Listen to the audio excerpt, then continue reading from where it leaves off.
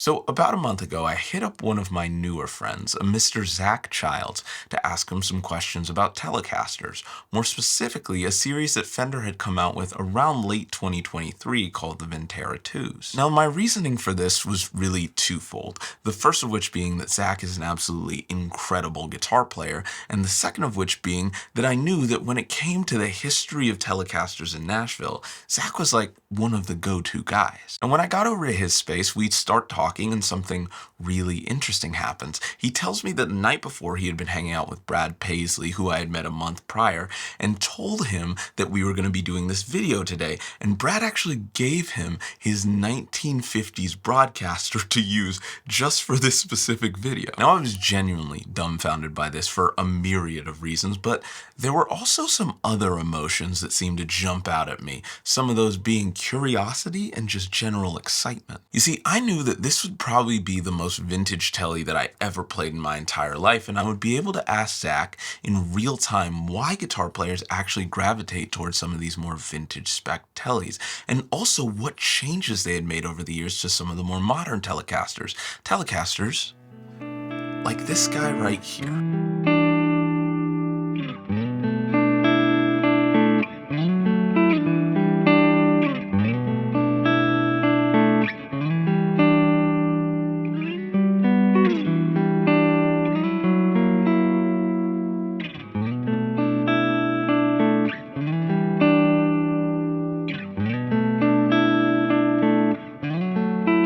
So this is the American Ultra Luxe Vintage Tele, and if you're anything like me, you've probably heard a lot of those names before when it comes to Fender guitars, but I think the real intrigue actually comes when finding out what sets these apart from those previous models. Because Fender originally released the American Ultra Luxe in 2021, which was a couple years after they had released the original American Ultra series, which was supposed to be Fender's like high-end alternative for people who wanted more modern specs. And those guitars were basically everything you would expect at first thought. The compound radius, the contouring, the noiseless pickups, but for someone like me who's never actually played the American Ultras or even the Ultra Luxe, this was definitely a newer step. And that newer step had a couple of those things like the compound radius, like the brass saddles, but that's where you get into the real meat and potatoes of what sets something like this apart, and it really starts visually. Now, anytime you have the word vintage in the name, it's probably pretty clear what they were going for, and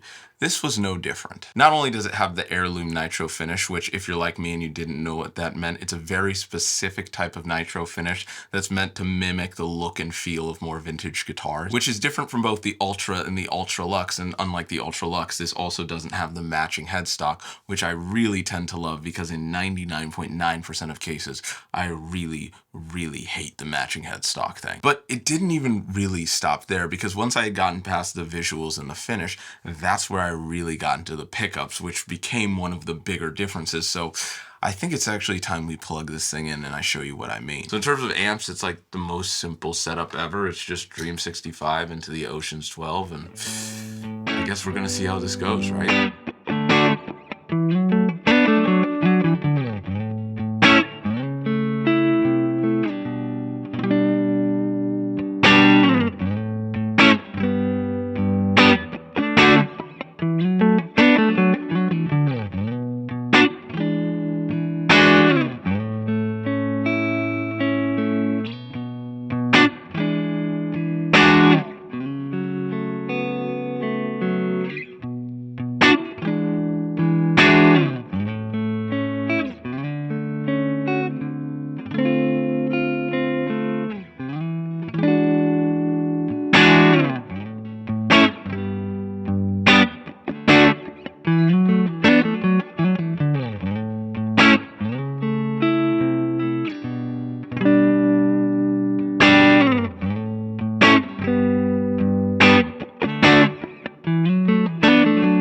So I think being around Nashville style players for the past 7 or 8 years has profoundly changed what I look for and expect in these guitars. Because when I got my first Telecaster, I wasn't necessarily going all the way to the bridge pickup being like, how twangy can this thing get? Because I'm just gonna...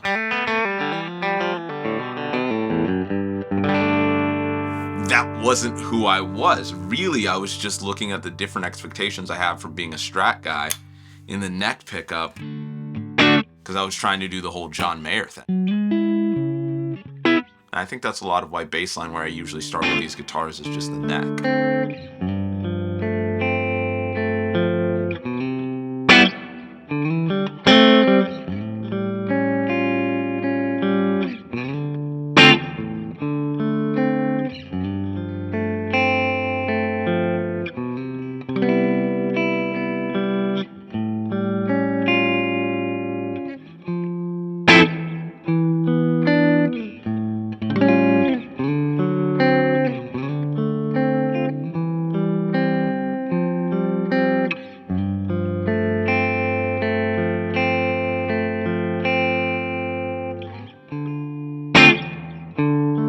I've always had a really interesting relationship with the middle pickup when it comes to Teles, because when I first really started getting into playing them with my pink one, a lot of what I would use the middle position for was this funk stuff. Looking back at some older videos of me playing, I really never varied from that, and I think I lost a lot of potential versatility in really seeing what these things could do.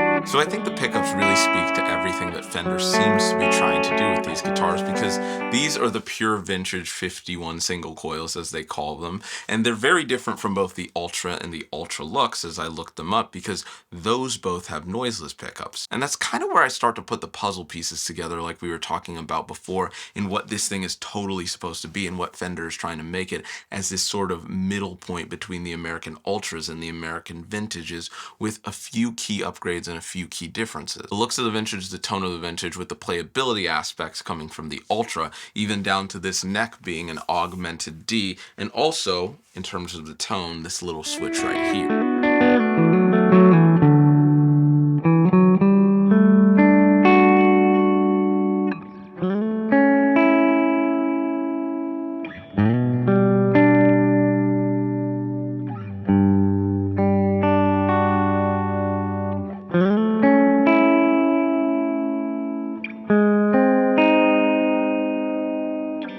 So this is called an S1 switch, and it's actually really big with the American Ultras, but since I had never played one before, when I first opened up the case and read that it had 4 positions, I kept trying to look for some secret in-between position, kind of like with that broadcaster, the way they did way back in the day. But once I realized that it was a switch that actually puts the pickups in series.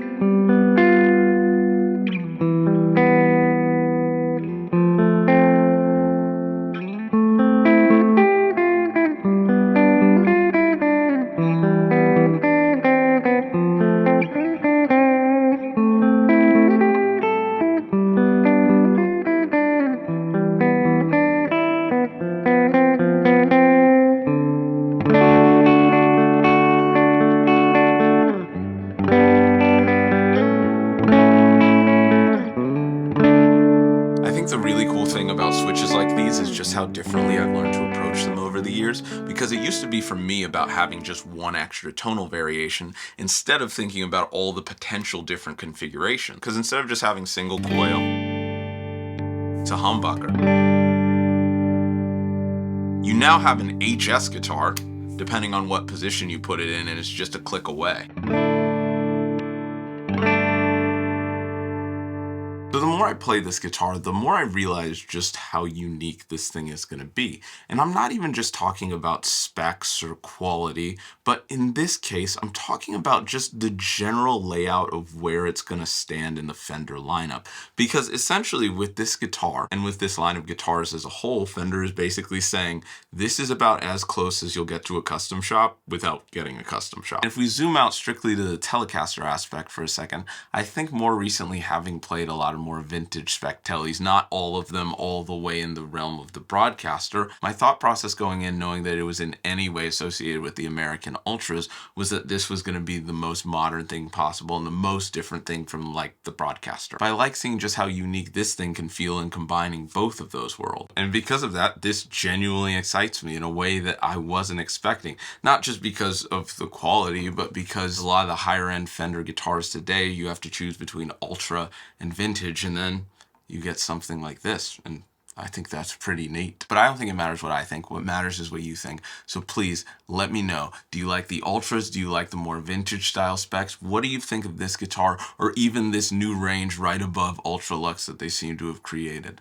Let me know in the comments. Anyways, thank you so much for watching today. I've been wanting to make a video for a while on one of the higher end Fenders, specifically the American Vintage 2, but when I got word about this, it was kind of like, okay, this will probably be more exciting since it's a completely new lineup, and I've played the American Vintage 2 and I think I like this better. But if you want to know anything more about this guitar right here, I got it from the homies at Fender. The links will be in the description. Make sure to check it out. One of the best ways to support the channel, if that's something you want to do, or if you're just curious about any of the other gear that I use in this video, the pedals, the mics, the amp, heck, even the camera, make sure to check out those links. Thank you so much to all of my patrons. There's some extra exclusive content on there if you want to join the community. Like and subscribe if you had a good time, and most importantly, the most important of all, have a fantastic night.